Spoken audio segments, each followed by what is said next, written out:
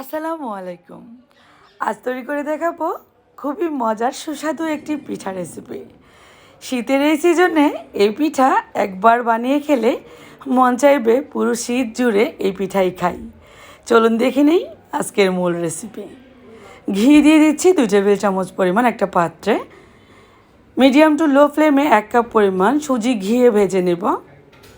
সুন্দর ফ্লেভার আসা পর্যন্ত ভাজতে থাকবো, অনবরত নাড়তে থাকবো যাতে করে সুজি পুড়ে না যায়, সেদিকে খেয়াল রাখতে হবে। সুজিটা ঝরঝরে হয়ে গেলে দিয়ে দিচ্ছি মাঝারি সাইজের একটা গ্লাস দিয়ে 1 গ্লাস দুধ। যতটুকু পরিমাণ লাগে ডো তৈরি করতে ঠিক সেই পরিমাণ দুধ দিতে হবে। অল্প অল্প করে দিব আর নাড়তে থাকবো। মাত্র 2 মিনিটের মধ্যেই কিন্তু ডো তৈরি হয়ে যাবে। সুজিটা খুব ভালোভাবে ভাজা হয়েছে, এর জন্যই কিন্তু ডোটা তৈরি হতে সময় লাগবে না। এই তো ডো তৈরি হয়ে গেল। এবার আমি নামিয়ে একটা ছড়ানো পাত্রে নিয়ে নিব যাতে করে হালকা ঠান্ডা হয়ে যায়। গরম ভাবটা চলে গেলেই আমি এই ডোটাকে তৈরি করে নেব। খুব সুন্দর মসৃণ হয়েছে ডো। ফাঁকে আমি মালাইটা তৈরি করে নিচ্ছি। দিয়ে দিচ্ছি 1/2 কাপ পরিমাণ চিনি, 3 টেবিল চামচ পরিমাণ পানি। চিনি আর পানি ক্যারামেল তৈরি করব। ক্যারামেল যেভাবে তৈরি করতে হয় আমরা সবাই জানি। ভালোভাবে ফুটে উঠলে এই চিনির কালারটা চেঞ্জ হতে থাকবে। হালকা লালচে কালার হলেই আমি খুব দ্রুত দুধ দিয়ে দিব এর মধ্যে। জাস্ট কালারটা নিয়ে আসব। কালারটাও চেঞ্জ হবে, সুন্দর ফ্লেভার আসবে। খেয়াল রাখতে হবে ক্যারামেল যাতে পুড়ে না যায়, তাহলে কিন্তু আবার তিতকুটে লাগবে। সুন্দর একটা কালার চলে আসছে, হালকা ব্রাউন কালার। এবার মালাই তৈরি করে নিচ্ছি। লো হিটে মালাইটা হতে থাক, ঘন হবে। আমি এদিক থেকে ডো তৈরি করে নিচ্ছি। ডো তৈরি করার জন্য একটা ডিমের কুসুম লাগবে। দিয়ে দিচ্ছি 1/3 কাপ পরিমাণ গুঁড়া দুধ। আবারও দিচ্ছি 1/3 কাপ পরিমাণ চিনি। ডিমের সাদা অংশ ব্যবহার করলাম না, জাস্ট কুসুমটাই দিলাম। চাইলে কিন্তু সাদা অংশটাও দিয়ে নিতে পারেন। খুব ভালোভাবে মথে মসৃণ ডো তৈরি করে নিলাম। সুজির এই ডোটা মথার পর নিজেরাই বুঝতে পারবেন কতটা মসৃণ হয়। আর আপনি যেভাবে ইচ্ছে ঠিক সেভাবেই শেপ দিতে পারবেন। আপনাদের পছন্দ মতো শেপ দিয়ে নেবেন।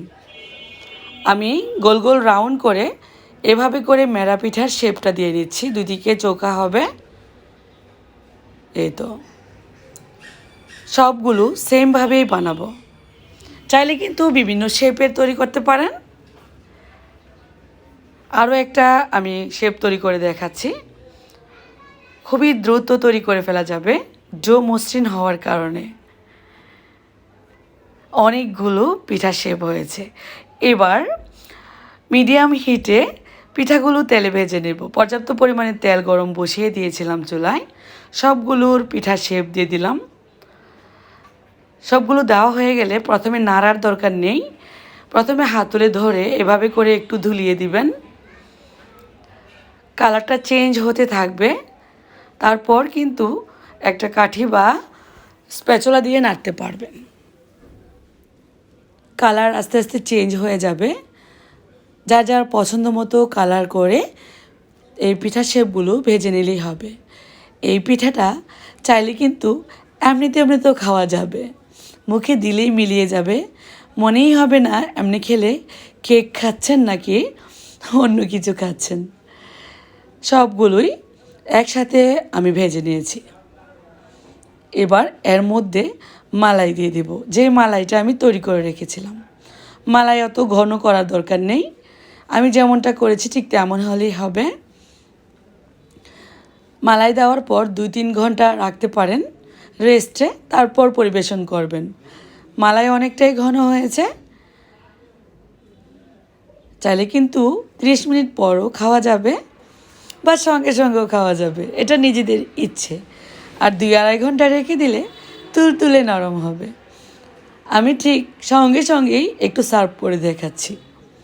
তুলতুলে নরম, মুখে দিলেই মিলিয়ে যায় সুজির এই শীতের পিঠা। আশা করব রেসিপি ভালো লেগেছে। ভালো লাগলে বেশি বেশি শেয়ার দিবেন আর কমেন্টে আপনাদের মতামত জানাবেন। আজকের মতো বিদায় নিব। সবাই ভালো থাকবেন, সুস্থ থাকবেন। আল্লাহ হাফেজ।